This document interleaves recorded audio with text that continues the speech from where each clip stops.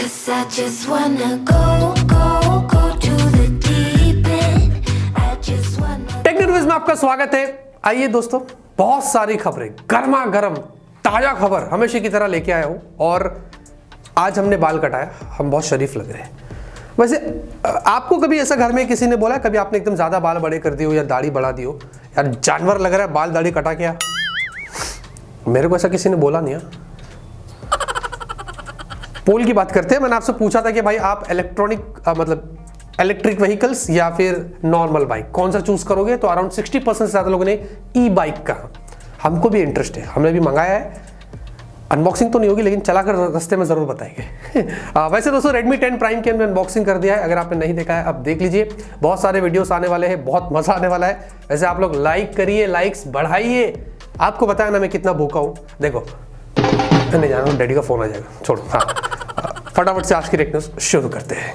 पहली खबर की बात करते हैं सैमसंग नहीं, Redmi की।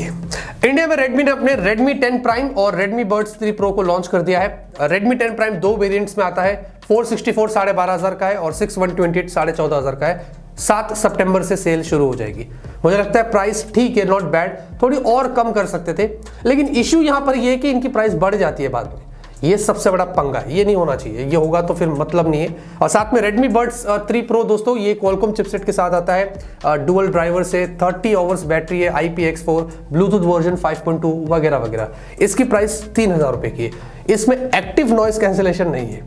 हाँ खैर, लेट्स सी। अगर आपको इसकी अनबॉक्सिंग चाहिए ना, तो कमेंट में ना जरूर से बताना। आपको बताया दोस्तों, एक हैकर है जिसका नाम है MG। ये बहुत ही पॉपुलर हैकर है और ये एप्पल के पीछे ना हाथ धो के पड़ा हुआ है। अब यहां पर दोस्तों, इसने एक ऐसा लाइटनिंग केबल एप्पल का जो वो बनाया है, जिससे आप चार्ज करते हैं ना एप्पल को, वो लाइटनिंग केबल इसने खुद का बनाया है। और ये ऐसा केबल है, अगर आपने इससे चार्ज वगैरह किया, अपने फोन में कनेक्ट किया, तो ये आपके सारे डेटा जो है वो स्टील कर सकता है। आप जो टाइप कर रहे हैं, जो चीज कर रहे हैं, वो उसको पता चलती है। हालांकि इसमें एक ऐसी चिप है जो बेसिकली रिमोटली जहां पर ये बैठा रहेगा, उसको पता चलेगा कि फोन में यहां पर क्या हो रहा है। सोचो, ऐसे लाइटनिंग केबल यहां पर बने हुए जो आईफोन से डेटा चोरी कर सकता है। और सबसे खतरनाक बात तो उसने ये बताया कि वो इसको मास प्रोड्यूस भी करेगा। बड़ा हरामी हो बेटा। हरामी नहीं बोले तो क्या बोले इसको। Vivo X70 सीरीज ये 8 या 9 सितंबर को दोस्तों चाइना में लॉन्च होने वाली है और इनकी सारी इंफॉर्मेशन बाहर आ गई है। आप देखिए Vivo X70, X70 Pro और X70 Pro Plus। बताया जा रहा है कि जो X70 होगा इसमें शायद Dimensity 900 होगा, X70 Pro जो होगा उसमें Dimensity 1200 होगा और जो X70 Pro Plus होगा इसमें Snapdragon 888 Plus होगा। हाँ, कैमरा इनमें बहुत ज्यादा अच्छा होगा और वगैरह वगैरह की चीजें होगी। तो ये सब अभी लीक है, देखते हैं क्या प्राइस पर कितना जल्दी आता है और इंडिया में कितना कमाल करते हैं इस बार।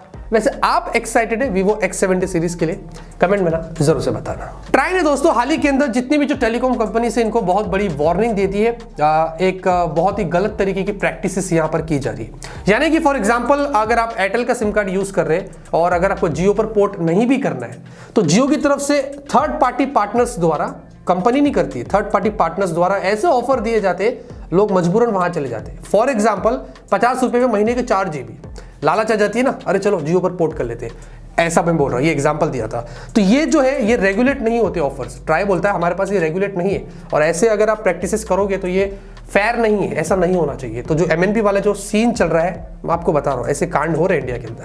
तो ये ट्राई ने बोला कि ये गलत है, ये बंद होना चाहिए। वैसे आपको कहीं ऐसे ऑफर्स आए एयरटेल से, जियो से, इधर उधर से? आ जाइए, हमारे पास बहुत बड़ा ऑफर है, कमेंट में ना जरूर से बताना। व्हाट्सएप बाबू दोस्तों आजकल बड़े फाइन के मोड में, इधर उधर उसको पेनल्टी लग रही है। ये भी सोच रहा रहेगा व्हाट्सएप, साला मेरे को किसने खरीद लिया। फेसबुक अब्बा है ना, ये मेन उसके कर्म है। तो बताया जा रहा है कि व्हाट्सएप को आयरलैंड के अंदर लगभग $266 मिलियन का फाइन लगा है। क्यों? प्राइवेसी ब्रीच इशू में। ये व्हाट्सएप सोचेगा साला मैं ये कब किया। ऊपर से कुछ हुआ रहेगा, अब्बा ने किया रहेगा कुछ और ये फंस गया, वो ओन करता है ना। तो हाँ, ये सीन यहाँ पर हो गया है और उसको लंबा तगड़ा पेनल्टी वहां पर लग चुका है। खैर, साथ ही साथ दोस्तों व्हाट्सएप ने एक ऐसा वल्नरेबिलिटी यहाँ पर फिक्स्ड कर दिया है जो डेटा ब्रीच हो सकता था, जो बहुत खतरे वाली बात थी। इमेज फिल्टर फंक्शन को लेकर उन्होंने फिक्स्ड कर दिया। अगर ये नहीं करता फिक्स्ड, तो आपके व्हाट्सएप में, सबके व्हाट्सएप में ना हैकर्स को बहुत ज्यादा एक्सेस मिल सकता था। थैंकफुली उन्होंने ये होने से पहले फिक्स्ड कर दिया। बाकी आप मुझे बताइए, आपने किन किन के अकाउंट्स रिपोर्ट किए व्हाट्सएप के, अपने खानदान वालों के? जरूर बताना कमेंट में। वैसे YouTube म्यूजिक और प्रीमियम ये दोनों की जो सब्सक्राइबर बेस है वो 50 मिलियन से ज़्यादा हो गए, जो बहुत बड़ी बात है। हालांकि पिछले साल दिसंबर में 30 मिलियन था, अभी तो दिसंबर भी नहीं आया, उसके पहले 20 मिलियन की और ग्रोथ हो गई, बहुत बढ़िया है। वैसे दोस्तों आपको बता दूं स्पॉटिफाई 170 मिलियन पर है सोचो, वो तो सबसे ज़्यादा है। एक चीज़ आपको बता देता हूँ, ये लॉकडाउन जब से लगा है ना, ये लोग गमगीन हो गए, गाने सुन रहे हैं, वीडियोस देख रहे वगैरह की, ये भी एक ग्रोथ का रीज़न हो सकता है। एनीवेज आपने किन किन को सब्सक्राइब किया है, जैसे कि स्पॉटिफाई, यूट्यूब, वो मुझे बताना, और हमारे चैनल को सब्सक्राइब किया नहीं किया है, ये सबसे बड़ी चीज़ है, इसके बारे में भी बताना। आज की सबसे शानदार खबर की बात करें, वो आ रही है एयरटेल की तरफ से।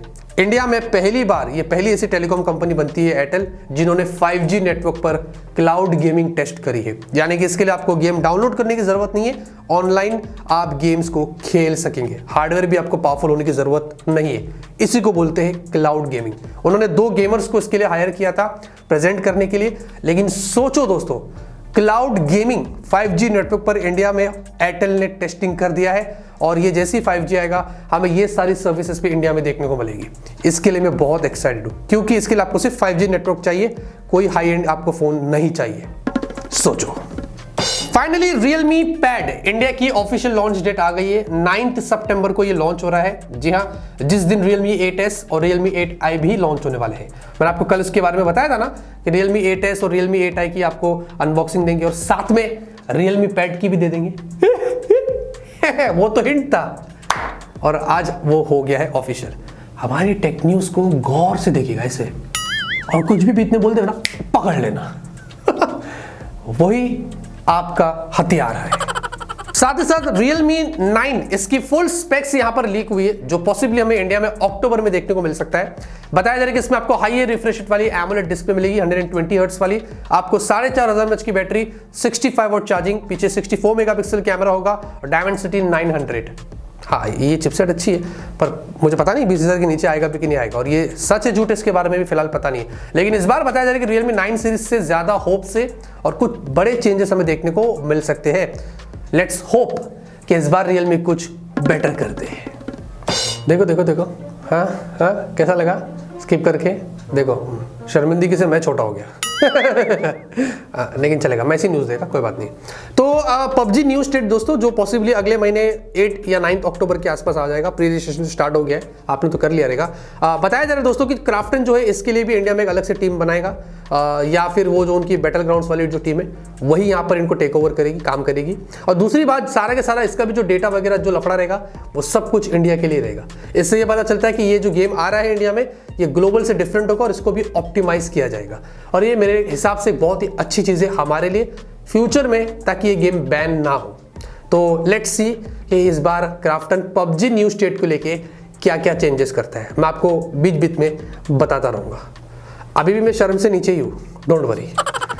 क्या आपको पता है दोस्तों, जापान के अंदर ऐसे भी ग्रेवयार्ड से, यानी कि कब्रिस्तान जिसको हम बोलते हैं, जहाँ पर लोगों को जब दफनाया जाता है उनके कब्र के ऊपर QR कोड होता है। आप जाके स्कैन करेंगे तो आपको पता चलेगा वो बंदा कौन है, उसकी फोटोज, उसकी सारी बायोग्राफी बाहर आ जाएगी। सोचो, वो अंदर से सोच रहा होगा, भाई आप लोग मरने के बाद बोलते हैं ना रेस्ट इन पीस, कम से कम इधर तो रेस्ट करने दो, हर जगह अपनी नाक घुसड़ने की जरूरत नहीं है।